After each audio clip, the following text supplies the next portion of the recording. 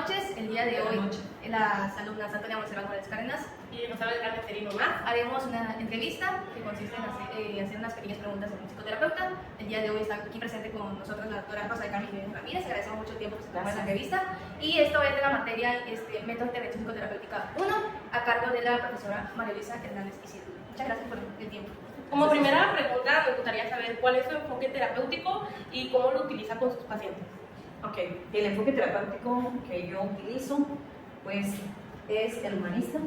Sin embargo, ustedes saben que trae principios también desde el psicoanálisis, trae la integración del conductismo, pero esta parte humanista busca trabajar más directamente con lo que es la persona, con el ser, ¿sí? Con esa emoción. Muchas veces los pacientes llegan y presentan algunos problemas, algunos síntomas, entonces el humanismo lo que busca es integrar toda esa situación holística hasta llegar directamente al fondo de la situación en algún momento dado, por decir así. ¿Qué es el fondo para nosotros los humanistas? Es la causa que está originando el problema. Entonces, vemos al paciente desde una manera holística integral, o sea, más que la persona, que la emoción, que el problema, es todo lo que engloba o todo lo que directamente está afectando al paciente.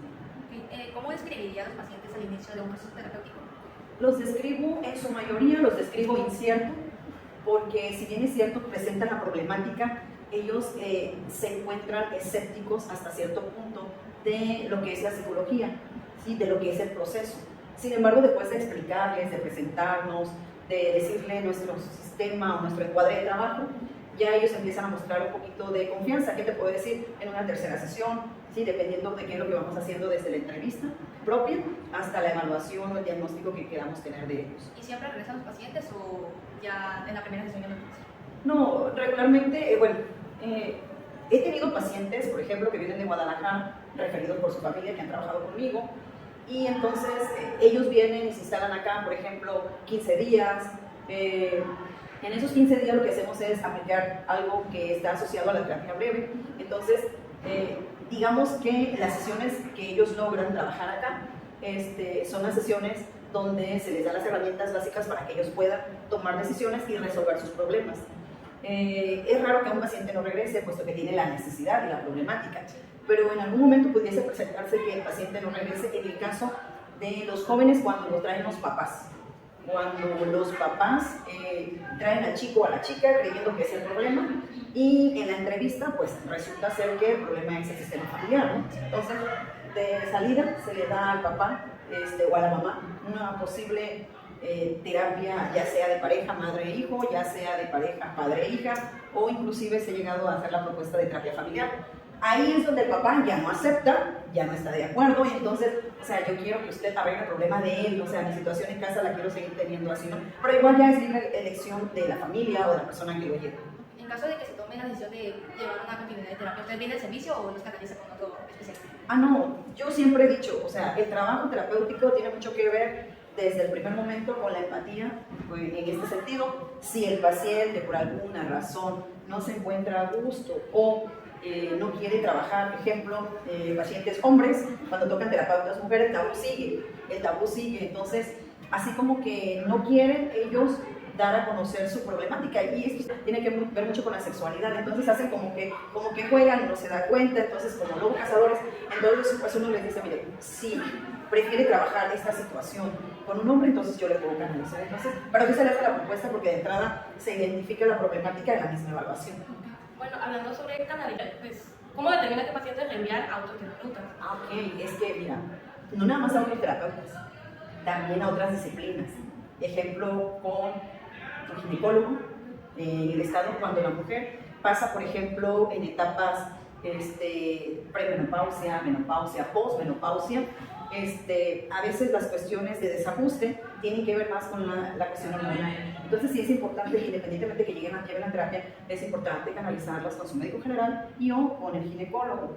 Eso no lo podemos descartar, es parte de. Cuando el problema ya es una depresión, igual, sabemos que son situaciones que tiene que tratar directamente el psiquiatra. Entonces, creo que desde la primera sesión, cuando traen ciertos tipos de ideación, nos damos cuenta y es importante tener la ética, ¿sí? Y sobre todo la honestidad de decir, le voy a canalizar con este especialista, y tratar de concientizarlos que también el medicamento, el fármaco, tiene su función dentro del organismo y posteriormente retomar la terapia.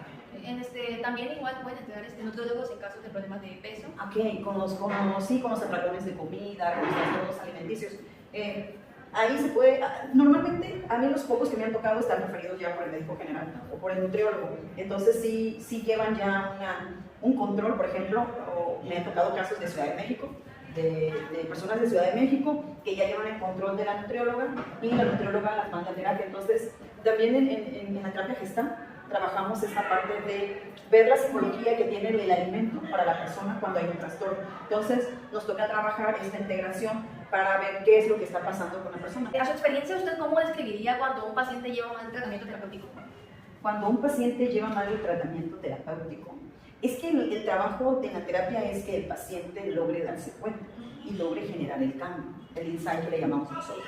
Entonces, si el paciente no quiere avanzar, hay resistencia o hay negación en algún momento, mecanismo de defensa que se pueden presentar obviamente, entonces aquí el trabajo del terapeuta es llevarlo a darse cuenta del saboteo que está haciendo en automático de su propio proceso. ¿Sí? Entonces ese es el trabajo realmente, de que ellos reconozcan y se autorreconozcan en lo que están haciendo. Bueno, ¿y como qué casos son los más comunes que han tenido que tratar en terapia? Ok, de los casos más frecuentes, problemas entre padres e hijos, muchísimo trabajo de duelo, de pérdidas. Creo que fue antes del COVID y post-COVID terrible, o sea, secuelas terribles. Hay casos también de ansiedad muy latentes en los chicos muy jóvenes, ¿sí? Y hay casos de mala administración del tiempo, porque a veces la desorganización de lo que hacen en sus vidas, por no organizarse bien, trae muchas consecuencias, y esto a la larga, pues, problemas familiares. En este caso, ¿cómo qué técnicas o qué estrategias usa para poder llegar a una resolución, se puede decir así? Ok, en el humanismo están clasificadas las técnicas en expresivas, supresivas e integrativas, ¿ok? Supresivas las aplicamos precisamente cuando los pacientes quieren controlar el momento y el espacio terapéutico y tratan de desviar siempre la atención en función de lo que se está trabajando. Es necesario aplicar técnicas supresivas, hay muchas, y regresarlos entonces al problema inicial. Ese es el caso de las supresivas. En las expresivas son técnicas de acompañamiento que se hacen en relación a cuando al paciente le cuesta demasiado expresar una emoción o expresar el problema. Entonces empezamos a trabajar técnicas expresivas a través de muchas mismas estrategias, incluyendo a veces, aunque para muchos sea agresivo o para muchos sea bastante doloroso, la misma silla vacía, pues la empezamos a trabajar, el banqueteo, se empiezan a trabajar en función de que el paciente pueda expresar. De hecho, el trabajo de sueño es muy enriquecedor y muy integrativo para mí. El trabajo de sueño te dice mucho, los sueños recurrentes, o sea, son la manifestación de lo no resuelto. Y las integrativas, las técnicas integrativas, estas se usan más cuando ya el paciente lleva un proceso y logró autodescubrirse, logra tomar decisiones, tener herramientas, enfrentar el problema, entonces se integran esas partes que pudieran estar faltando en él a través de la misma terapia. Más o menos, ¿nos puede explicar en qué consiste la técnica del raqueteo que mencionaron anteriormente? Ok, mira, la técnica del raqueteo es una técnica bastante antigua y consiste en trabajar una emoción en específica y se llama enojo. O sea, esa se aplica exclusivamente para el enojo. A veces a las personas les cuesta expresar de manera verbal lo que sienten. Entonces la técnica de raqueteo se trabaja literal con una raqueta y un sinnúmero de almohadas, de papeles, dependiendo de cuál sea tu herramienta que tengas en el momento en la consulta, sí, en tu consultorio. Entonces consiste precisamente en que se descargue a través de la raqueta el enojo, que hay algo curioso, porque me ha tocado mucho ver en talleres, me ha tocado dirigirlos, trabajarlos, y ya cuando empiezan a raquetear, cuando empiezan a sacar el enojo, ya empiezan a soltar sílabas, frases, palabras y todo lo que tenga que ver en posterior. O sea, es mágica, tengo que reconocer, y a veces el mismo paciente o la misma paciente dice, desconocían todo esto que traía y que ya no siento a través del raqueteo. Y igual puedes hacer con un simple periódico, fíjate, porque a veces pues yo cuido esta parte de que no se lastime con una raqueta, que no pego el pelo y todo, entonces lo trabajo, lo transfiero a periódico y hago un nudo de periódico y entonces se trabaja directamente con el periódico. Ellos solitos pues van a expresar la emoción a través de la intensidad del golpe. O me tocó dar un taller, justamente tenía yo como 40 más o menos asistentes y traíamos el periódico, pero el espacio era muy chico.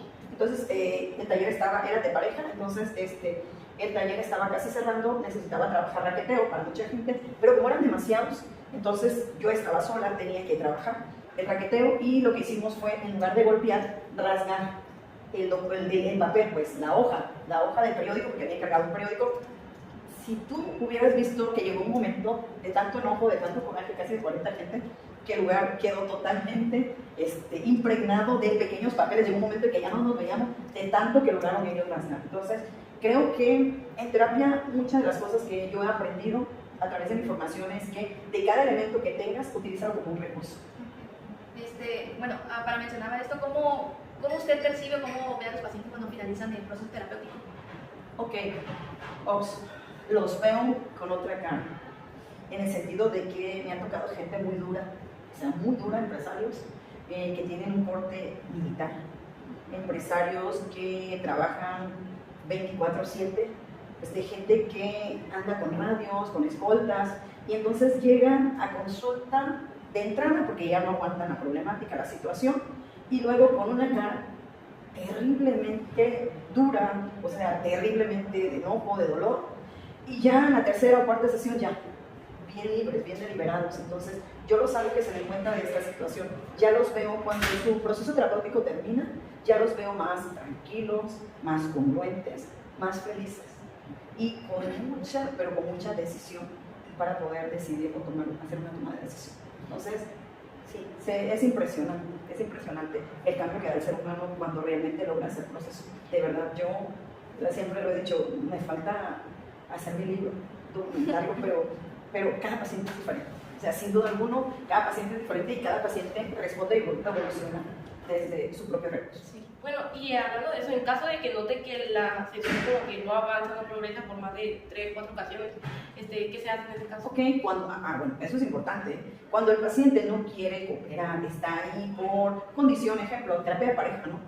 Te dice luego en una sesión a sola, es que yo vine porque ella me dijo que si no, de lo contrario, no regresaba a la casa o nos íbamos a divorciar, etcétera, etcétera. Cuando el paciente está renuente a la situación, entonces el trabajo precisamente es su resistencia, su mecanismo de defensa, se trabaja sobre ese y posteriormente en automático solito avanza.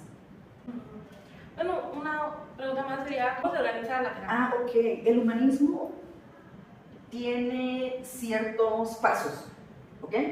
Tiene ciertos pasos a seguir. Entonces, de pronto, tú te das cuenta en tus cuadrantes que trabajas, en qué fase va avanzando o en qué fase está el paciente. Tú traes tu plan de trabajo, tú traes tu agenda, tú traes con lo que hayas medido.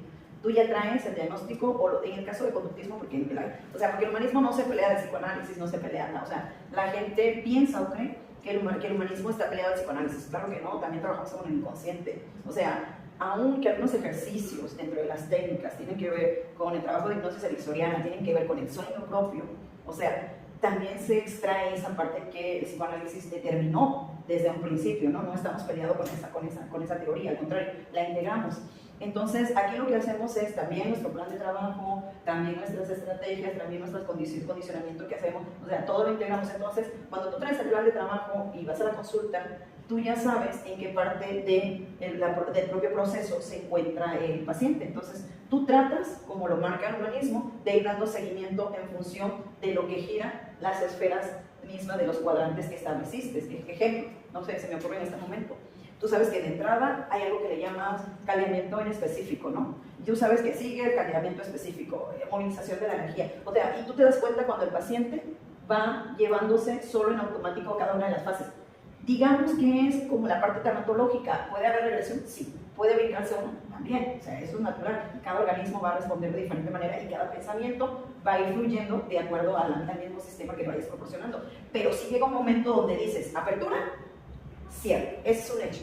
O sea, no como tal literal lo vas a estar anotando. Quizás las primeras sesiones, quizás eran muy así, ¿no? Muy monótonas, o a lo mejor las primeras sesiones fueron muy didácticas. Conforme vas aprendiendo y te vas formando, te vas dando cuenta que en automático solo el paciente va fluyendo y tú lo único que vas haciendo es la intervención de las preguntas. De lo que decía Freud, pues, el poder de la palabra. Lo dijo Freud muchas veces, o sea mágico, ¿no? Pero cierto, él lo dijo. Dijo también, no solamente cura el fármaco, también cura la expresión, la emoción. Entonces, también, o sea, nosotros no nos despegamos, al menos yo de manera personal, que tengo esta parte de la psicología, no la deslindo para nada de la psicoterapia, y por lo mismo hice psicoterapia y por lo mismo estudié la psicología, pues, para poder integrar. Parece que esto es todo ya, de nuestra parte. Muchas gracias por Agradecemos el Gracias, tiempo y el gracias. espacio que tomó